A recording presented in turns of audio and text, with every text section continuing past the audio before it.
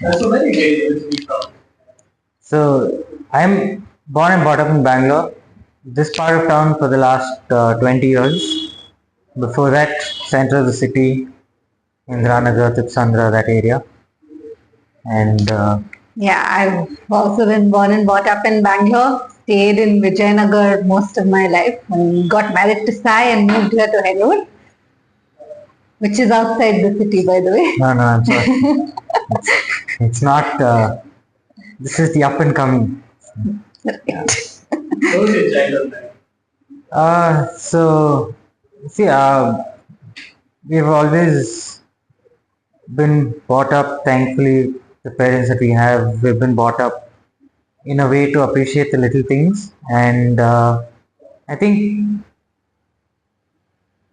just go with the flow with certain things and um sort of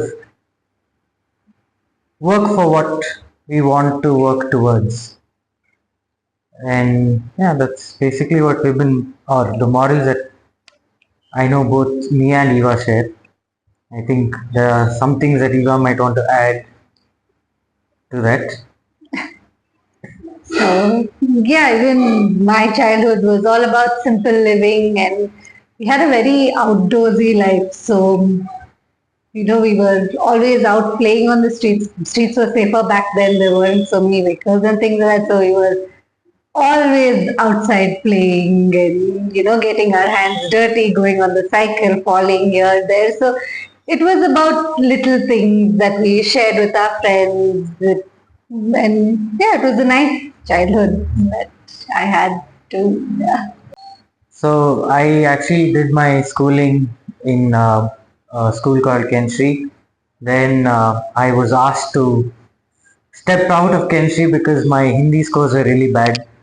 And then I went on to do my IGCSE at Legacy. Then naturally went to do my PU. And I had a lot of people who asked me why am I doing science when I knew I sort of wanted to be a chef. And that's something I believe cooking is also a science. And you sort of need chemistry and biology and things like that for your food. And that was the reason why I did science, and it might have been stupid of me back then, but I actually think it helps a lot now. And then I went on to do my hotel management, and yeah, that's how I got into the industry. Um, but before I did my hotel management, when we were still deciding of what I wanted to do, I think my parents kind of told me that it's sort of a very tough industry. So before I actually make the choice to try and see if I can stick it out on the field, and I was able to get an opportunity to work at a hotel for about a month during my summer vacations, and I really enjoyed it. So after that, it was like there was no doubts in my mind saying that I don't want to do this or I don't want to stick to this industry. And that's how I ended up doing hotel management. And yeah. So you always been inclined towards cooking when you were younger? Yeah, I was. And I actually, in fact, between cooking, I actually thought of doing forensic science, which is like a world apart. But then I realized it's too much studying for me, which is not my scene. And yeah, it's I stuck to my passion, and that's what I am. Taught you something you learned? So initially, I used to stay with my grandparents, and my grandparents, or my grandmom was very old school, and we weren't allowed into the kitchen, and a lot of that. But then I think after about I think 7 or 8 is when my mom said no, this is the time to sort of. She was trying to teach us independence, so that we don't depend on people and things like that. We have to lead our lives. So I think 7 or 8 is when I first entered the kitchen, and yeah, I've always been an idiot doing all sorts of combinations, weird and wonderful combinations, and that sort of triggered a passion for cooking, and so that's how I got into it.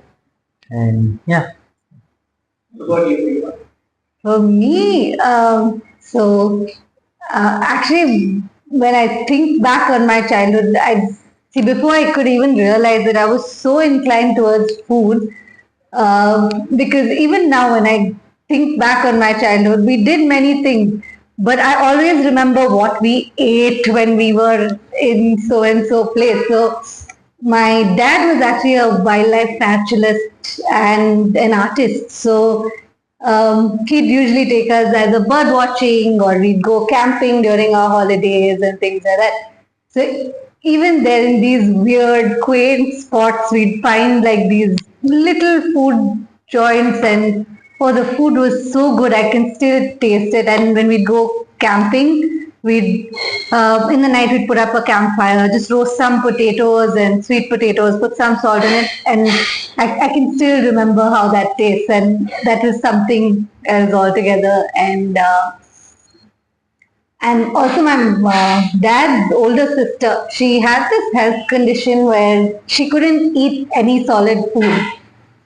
She was basically just surviving on liquids. Even that was hard, but she was a fantastic cook. She was so good without even tasting the food. She'd cook without tasting the food. So this was for 11 years she was sick, and all those 11 years she'd cook some brilliant food without tasting it even once, and the salt, the spices, everything would always be perfect. So I used to spend a lot of time at her place during my summer vacations, and she'd feed me from day to night. So I'd be stuffed, and I loved that. I loved watching her cook and see how she'd do things, and she'd always take a recipe, put her own twist to it, and it was fantastic. And my mom's siblings actually used to take us out to eat. So we got, there weren't so many restaurants in Bangalore back then, but whatever little that we got to see was because of them. So they would take us out all the time to eat. So that was how I was exposed to food. And also my mom, my mom and grandmom, both fantastic cooks. But my mom has she had a lot of different friends from different segments and things like that. So she's learned a little bit of cooking from all her friends' houses and things like that. So yeah, so when I think back on my childhood, now when I look back at it, it's just been food, food, food, food, food. So I think much later I realized this passion for food. So you did it professionally as well? Yes. So see, this is like I said. Earlier I wanted to be a vet or a pilot and things like that. And like I said, I realized that it takes a lot of studies to do all that. And I'm like, no, not my piece of cake. And then I think, the first time I stepped into the kitchen, I was really hungry. Mama used to take tuitions at the time. She was busy. So I went into the kitchen saying, okay, I'm going to make an omelette. And it got stuck to the entire pan and it was burnt and things like that. Then I was like, oh no, this is ridiculous. So I went and asked my mom to just teach me a bit. So she taught me how to make dosas and how to make omelettes. That's how it started.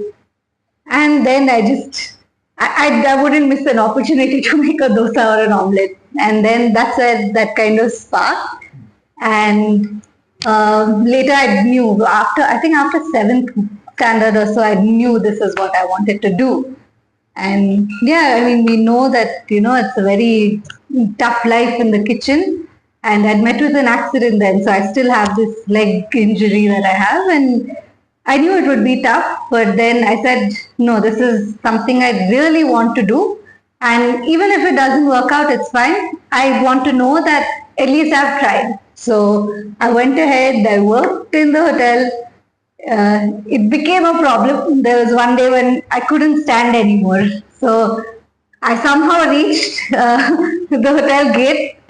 I stepped into the gate. There was a shooting pain up my leg and I was like in tears. Like that was the day I knew I couldn't continue this anymore. It wasn't sustainable for me. So that was like really hard for me to accept.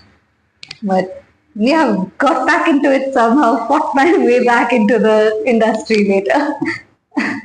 So how did you guys meet? So we actually, I'd gone over to her college on a college fest, and we met her through a mutual friend of ours, and then we just stayed in touch, and we had our placements that were happening around the same time, and so usually if a hotel was coming to our college first, she would message asking how the interview was, what his thing was, or if it was the hotel was going to their college first, then sort of try and figure out what kind of questions they were asking, things like that.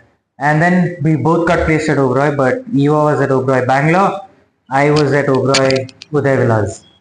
And even then we sort of stayed in touch, and I think we were friends longer. yeah, we were friends longer. And then I think it was after I finished my stint at Uday and thing I came back, and yeah, after that we just met up, and then Yeah, I think the only time we met was at my college when he had come over for that fest. After that, we just kept in touch to find out things about interviews and this and that. Yeah. But I think after he came back from Uday Vilas is when we met again, like properly, because the thing at college was just like a 2-minute introduction where he said, "Oh, hi, I'm Eva, I'm Sairaj," and that was about it. And he added me on Facebook. Yeah. Yeah. Immediately, almost. Yeah.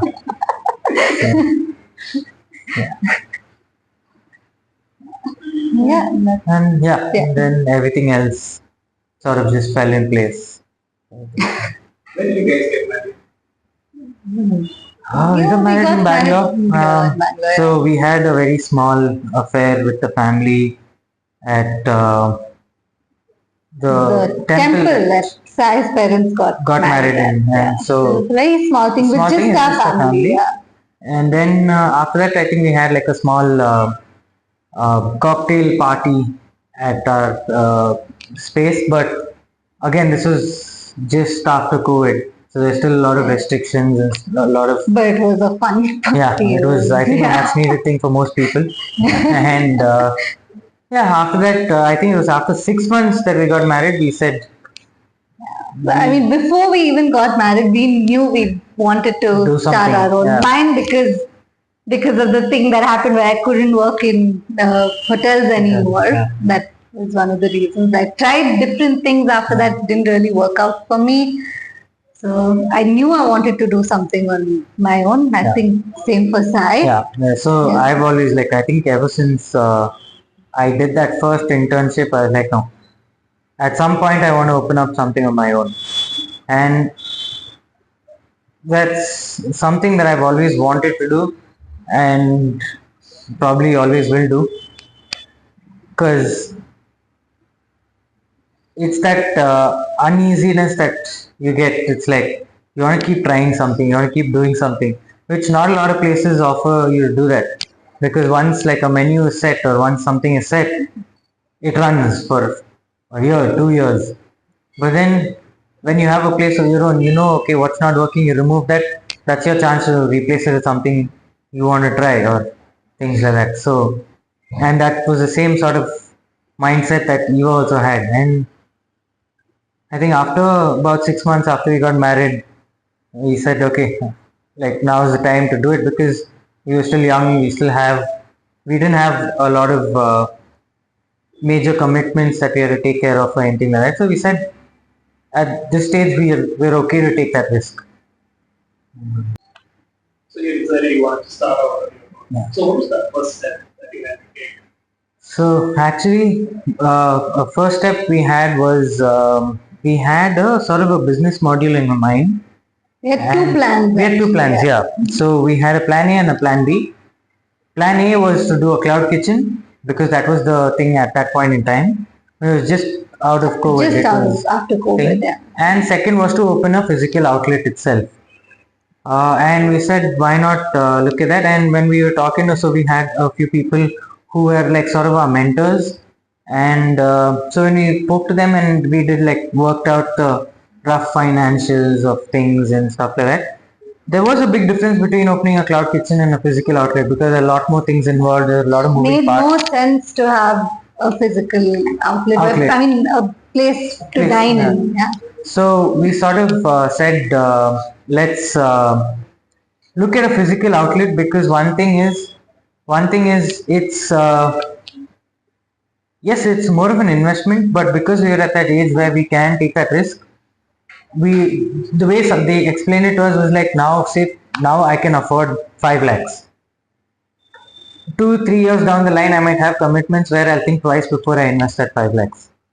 So we said, okay, why not take a risk? Because see, push comes to shove and it doesn't work, We can we still can work still go and back pay off our and loans. pay and off things like that. whatever this thing that we have.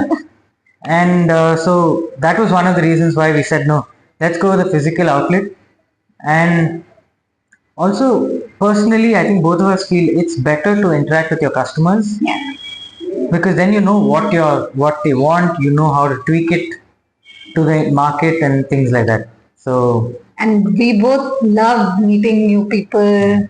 Talking. A lot of times our customers come, they say a few things to us, and then we end up having like this really long conversation with them.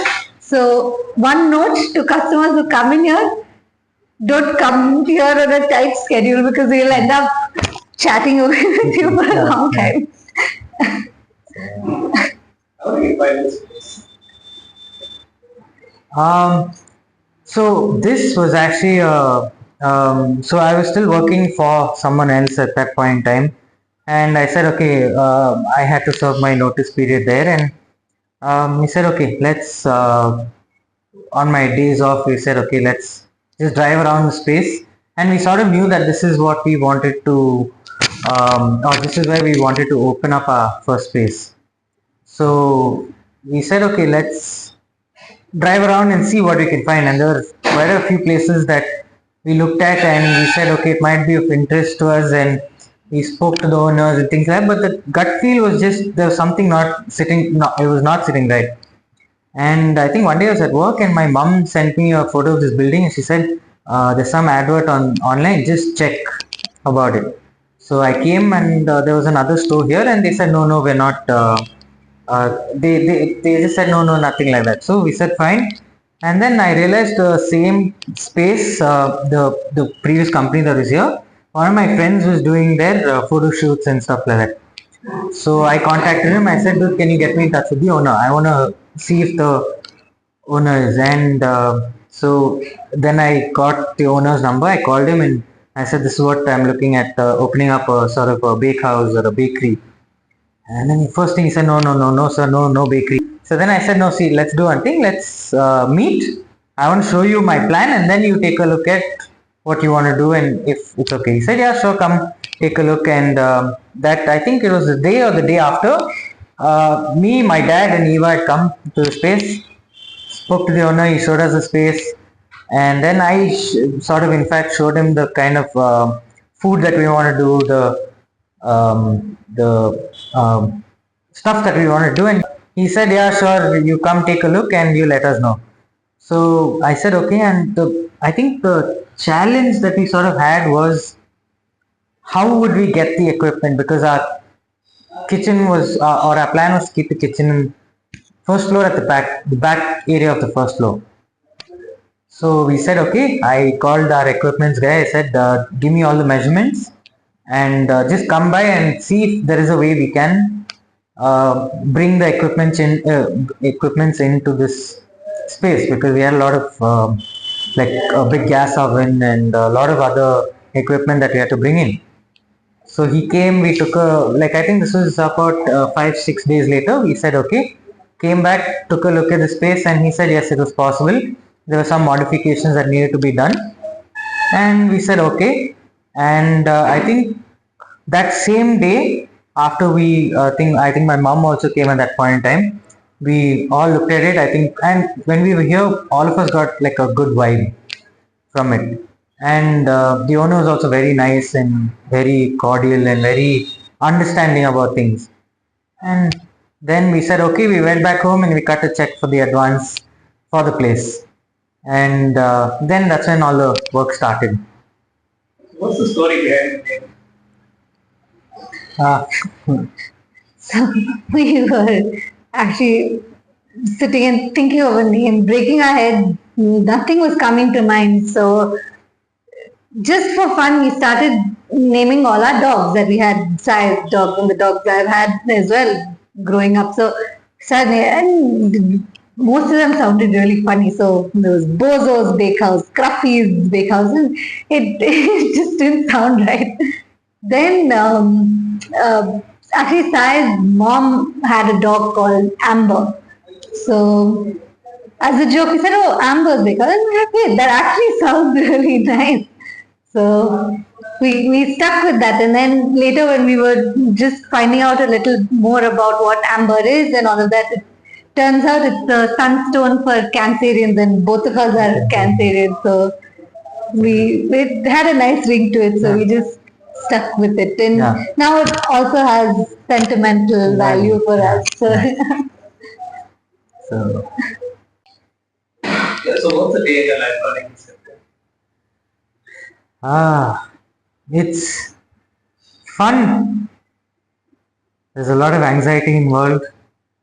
There's a lot of unknown, and not in a bad way, but every day is exciting. Like there's always something new. There's always, when you think, okay, this is gonna happen, that's definitely not gonna happen. So you have to you try to be one step ahead, but you're always two steps behind. But that's sort of what keeps you humble keeps you going. and keeps you going, yeah. Because every day is a new challenge. Like some things that you can hardly even think of will happen.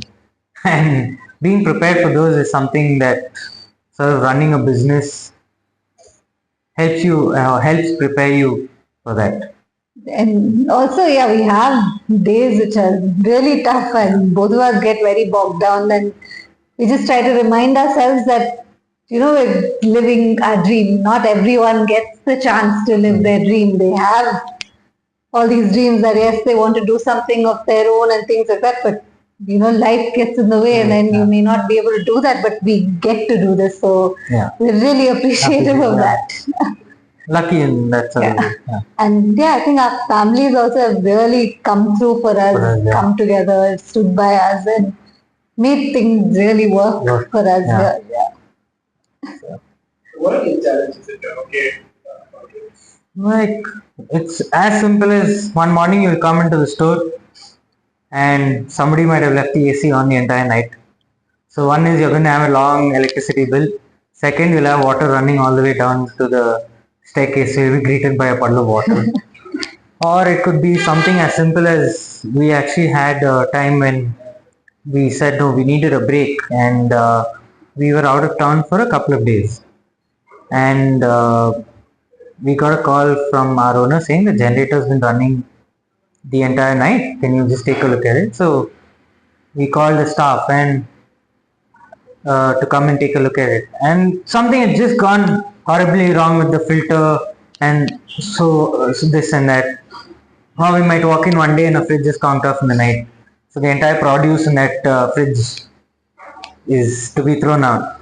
So it's those are like the challenges that we don't wish to face, but then sometimes just getting business can be like, festival season, the weather, so many things, so many. And the good kind of challenges to have is we come in one day and we're swamped, we're short staffed, but we are swamped. So it's all like it goes sort of hand in hand. For a while we struggled with staffing, but touch wood, right now we have a really good team. Small team, but very hardworking and efficient team. So really grateful for that. How do you put the menu together? Very big menu. So again, that menu is sort of the experience of Eva and mine. We bought that together. Plus, so our sous chef at the outlet is also someone I've worked with before. And even before the place was ready, I called him and I said, as a part of the business plan, I said I wanted him involved in the kitchen, and I think it was the day we finalized the space, or the day after. I called him and I said, "See, boss, I'm opening." He said, "Ah, sir, tell me when. I'll put in my resignation and I'll come." And so I said, "Okay, let's." And we had fixed a particular date, and I said, "You join us on that date, and you plan backward from there." And diligently he followed up on that, and he called me, I think the day before he was putting in his notice. He said, "Chef, I'm married and all now. Are you sure this is thing?" I said, "Boss, you don't worry, you come, and you've got the job," because he hadn't still seen the space. And it's very hard for someone to leave another job when the space is not ready, and or he hadn't seen the space. So I said, "Okay, before you do that, come take a look at the space, see what we're building, and then you take a call." And I think it was the day after or the week after he came, looked at his space, and he was set. He was like, "Okay," and that's how he got onto our team, and we said, "Okay, we put our minds together, and he understands the flavors that we're looking for." And Eva's expertise is the sandwiches and the salads. So that she, It's all a work experience that yeah, is kind of helped. Sai has worked in multiple things. So he's worked yeah, in the hot kitchen, he's worked in pastry, bakery, yeah. and things. So we kind of put Put all all that, those learnings together and came up with a menu that we'd like to see probably yeah, when we step out. So whatever's something that was sort of something that we missing, missed is what we put on the put on the menu. menu. And even before we opened, I think about we did a solid 2 weeks of trials. No, A month of trials. solid Yeah. month of trials that we did. And then we got Then we our actually got our friends friends and and all of family that, to come and taste it and everything. get their So feedback. that's an ongoing process for us. So we keep changing our menu at least every 6 months or so.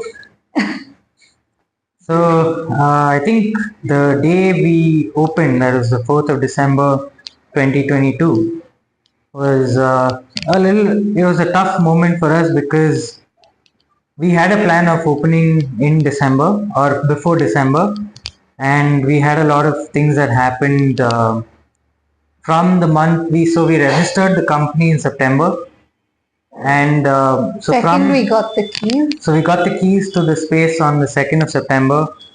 And after that, I think about 2 days after that, I lost my mom. But by then, we had already decided the name, the theme that we sort of were looking Kind of for, food we wanted kind to of do. food that we wanted to do, and stuff like that. And so there was a slight delay before the work started. And then the work started, and we were told it will take about a month, which ended up being 2 months, because we realized there's a lot of work in the building left. And then we finally said, no, we're going to open on this particular day. And I think it was a slightly emotional day for all of us, because it was something that everything from step one of the business to the day of opening was sort of decided or planned, and the theme was all planned with my mum also, in fact. And not having her there was a bummer, but it is sort of, it was a tough day. And It was very bittersweet. bittersweet, yeah. So that's one of the reasons why we didn't have like a big opening as such. We just did a soft launch, and people Invited our friends and family and things to like that. come And over. Yeah. after that, it just so happened that we remained open, and we've progressed from there. And as per, I think, our menu and things like that, we sort of try to keep our menu light, and also something different that is not available in this area. And But it's very simple food, yeah, but made with the best quality ingredients. That's something both of us are very particular about. And also everything's made fresh, everything's made in house. We don't like using all these heavily processed items and things like that. So everything we make from scratch here. We make little batches. So as it gets over, we make another batch. We That's don't store too much. Yeah. Even our products don't have like a very long shelf Shelf life life, because yeah. we don't use any preservatives or additives. And the reason we keep changing our menu so often is, one is of course because we want to give like variety to our customers, have some new things that they can try, but also because we constantly have so many ideas and we want to put out so many things there, but then we can't have like 100-page menu. So Yeah. this is one way where we can, kind of remove what doesn't work and keep adding new things and keep see what trying out works, new yeah. things that, helps keep us going Yeah. also, yeah. What are your plans? So at some point so this brand will remain one store or a flagship store, if you were to say. And at some point we'd probably expand with maybe getting a wine license and doing a full-fledged restaurant seating rather than a cafe deli sort of setup. So the dream is to have like one of these little old houses Yeah. with a little garden space where we can have a few tables inside, and yeah, that's the kind of dream we have. Do Yeah. some nice good food, Yeah. some nice smoked meats, and served with a glass of wine or beer. That would be the dream. Do our Yeah. steaks and stuff like that. So yeah, that's Anything you want to tell to your customers, your regulars, or anybody new? See, the regulars are the ones that have always kept us going, and they'll always keep us going because without their support, we would have not come this far. And all said and done, you can have the best food and the best this and the best that, but if you don't have customers that appreciate it, that keep coming back to you and recommending your brand to others, your brand is not going to survive. And for us to have got this long with whatever it is, it's all because of the customers we've had, the customers we're going to have, and it's as simple as that. So So I'd like to say thank you. We love you. We really appreciate you, and you make all of this worth it. yeah. We wanted to keep it very simple, very cozy for you to, come, sit, relax with your family.